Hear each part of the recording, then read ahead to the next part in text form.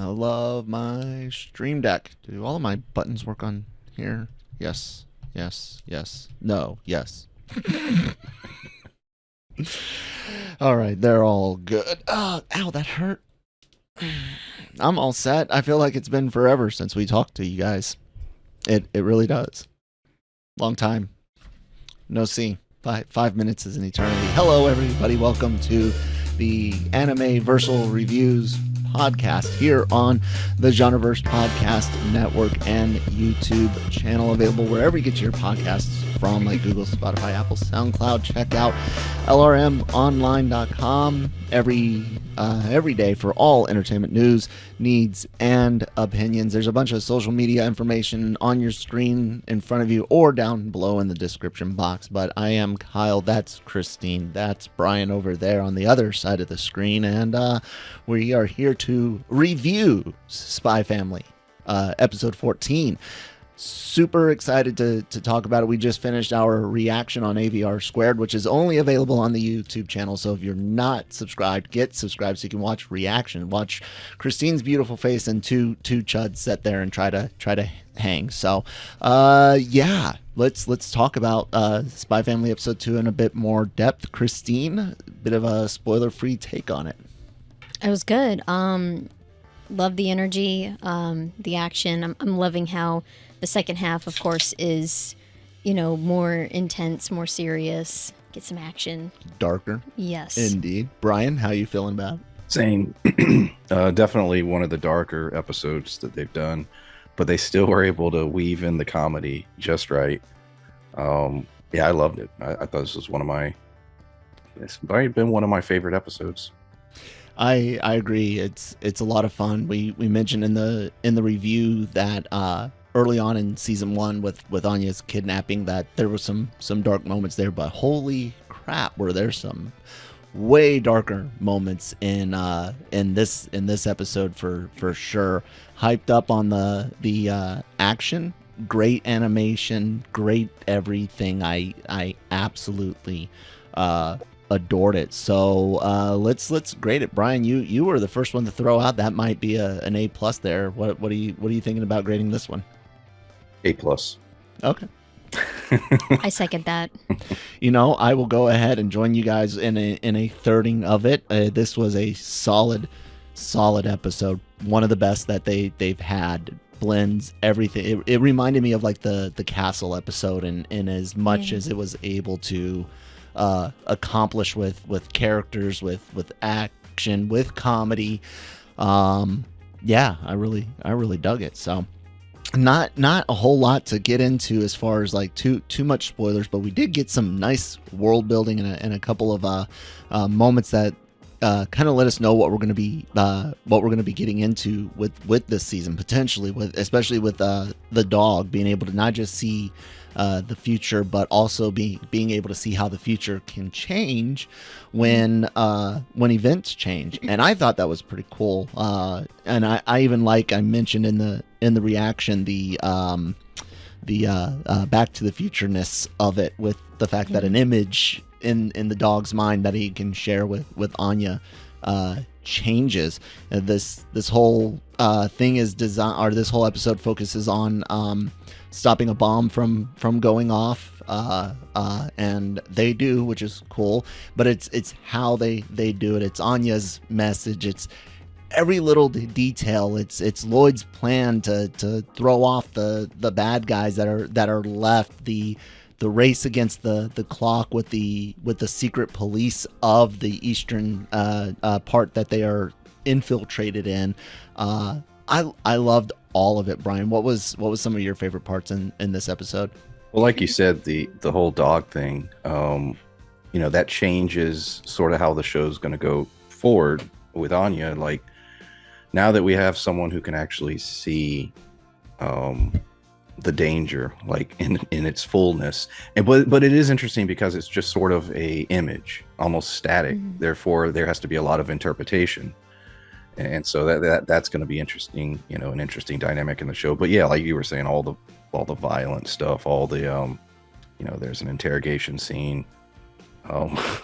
Yeah. I mean, just one shot. It just, I mean, it's gonna stick with me for a long time. That kick in the teeth. But, New meaning to the phrase, like a kick in the teeth. getting the handler's background a little bit. You know, there was just so much in this episode, and yet still being able to do the funny stuff with the catch up. Absolutely. Yeah.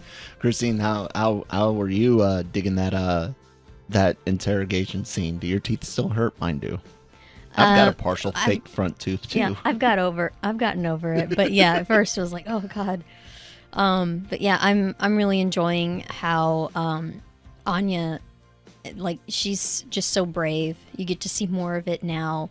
But of course she's not perfect, thank goodness, because it'd be kind of weird if it's like, don't defuse the bomb. That's no. But yeah, it's like she can't, but then it's like, why are you looking at ketchup?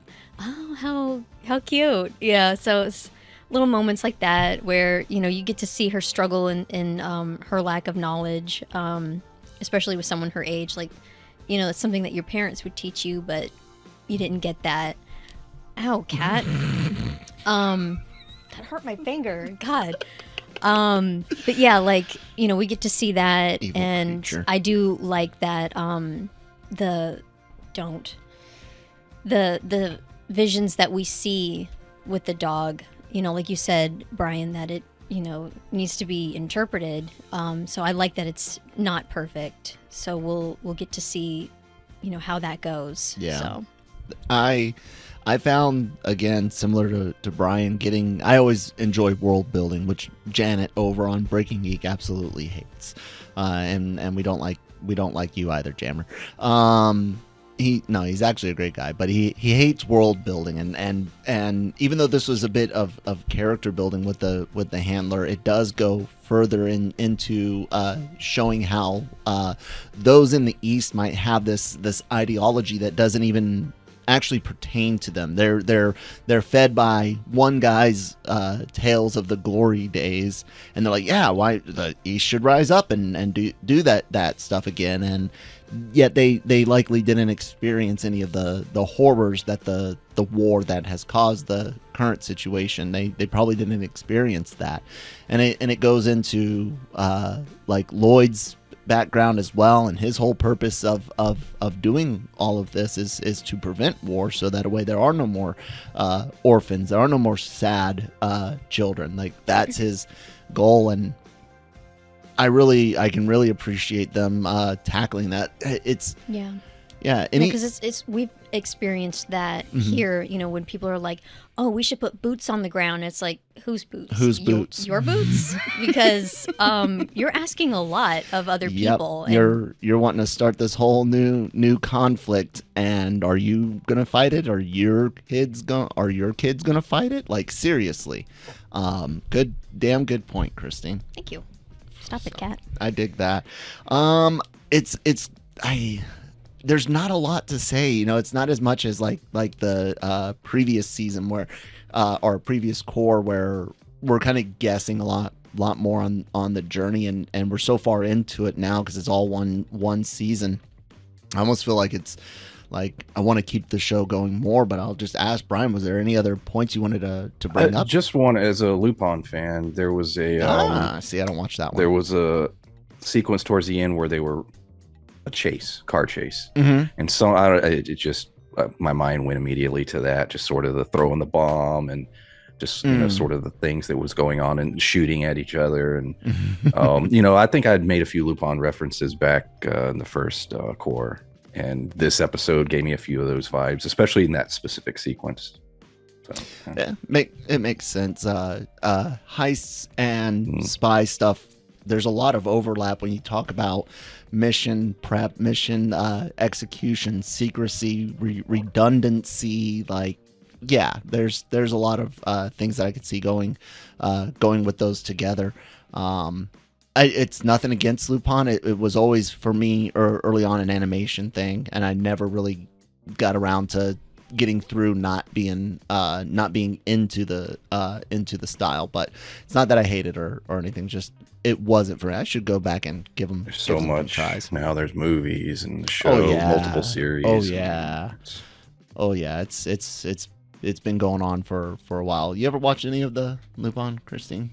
No. You might like it. You like crime and heist stuff sometimes. Yes, I do. You like crime. You like I love crime. I love crime. Yeah. So, guys, let us know what you're thinking about the second course so far. It's a lot of fun, a lot more darkness than we are used to. Will it stay that way? I don't know. Like Christine has said, second halves of anime can tend to really, pour it on thick. So we'll have to see. Any final thoughts on Spy Family, everyone? I thought it was funny that you were like just so confused on the dog butt. Oh yes, the fact it that would be weird that put it a wasn't star. there. I don't. Whenever it's like part of like a joke or something, it's put there, or if it's like super hyper, realistic anime, so to speak. I've seen that, but the dog just running to draw in a quick little asterisk on their butt. It was weird. It was even weirder that I noticed it. Yeah, because I didn't. Anyway, it reminded me for a moment of the Bob's Burgers episode. Yeah. Where Gail is obsessed with drawing the buttholes of animals. Anyways, guys, check out the website lrmonline.com every day for all entertainment news, needs, and opinions, celebrity interviews, written articles covering leaks and rumors, comics, video games, Star Wars, Marvel, fantasy stuff. It's all there. If you're listening to us on your favorite app like Spotify or Sounder, Stitcher, Google, any of those and more, give us a follow and check out all the other great shows like Breaking Geek Radio, The Daily Cup of Genre, which both of those cover everything you can imagine in entertainment. Just one's really, really, really long, like 2 hours long. Oh my God. Dude, they did less stories than I've done with them ever on an episode that I can remember, and still managed to go almost 2 hours and talk for 45 minutes on Hocus Pocus 2. But it is a lot of fun. It's a great show, and they are good guys. I produce that over there. Marvel Multiverse Mayhem will finish up She-Hulk. We're supposed to do Werewolf by Night later on today. I don't know if I'll actually be able to get it out Saturday or not, but I will try. The Cantina doing Andor, Review of the Rings, finishing up, of course. All of those go up on the YouTube channel in video format, as well as AVR Squared Anime Reactions, which, guys, guess what next week is? Tuesday at noon Eastern Time. Chainsaw Man. Christine and I will be reacting to that. I don't think Brian's going to be able to join us at that time of day, but he will be there Tuesday evenings for AVR for you guys to hear our review of Chainsaw Man. So definitely look forward to that. Christine and I are also reacting to Beast Tamer right now and Eminence in Shadow, and we're hoping to do a few more, see what we can stick with for the fall season. So lots of content. Get subscribed. There's even more like genre shot trailer reactions and game streams. Hopefully I can do another one of those this weekend. Brian, you do YouTube. Tell them about it. Yeah, the channel is called PulpMythos. It's on YouTube. Working on a Hellraiser video, should be up this week, so look for that. Nice. All right, guys. Any final thoughts? Alibi. 3, 2, Nope, I'm good. 1. Bye.